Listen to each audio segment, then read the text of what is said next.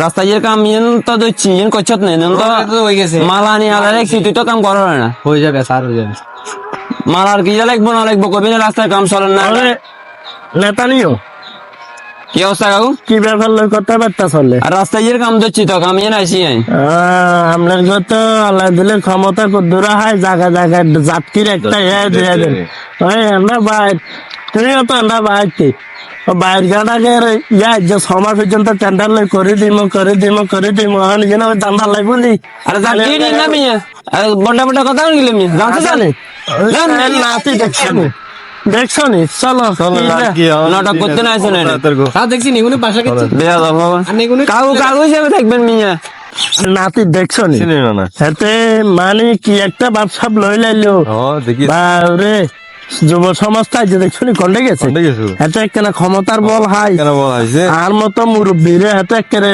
গণলো না হ্যাঁ তো আচ্ছা হুদা এই সমাজ আর কথা কইও কোনো লাভ নেই সমাজ হয়ে ধ্বংস হয়ে গেছে একেবারে গেছে গো লাভ নাই। চলো। আসসালামু আলাইকুম। তো আমাদের দেশের মধ্যে এরকম কিছু ঠিকাদার বা কন্ট্রাক্টদার আর কিছু ক্ষমতাশীল ব্যক্তিদের কারণে আসলে আমাদের দেশের এরকম অবস্থা। রাস্তার কাজ নিলে কাজটা পড়ে থাকে বা কোনো একটা প্রকল্পর কাজ নিলে এটা ঝুলে রাখে।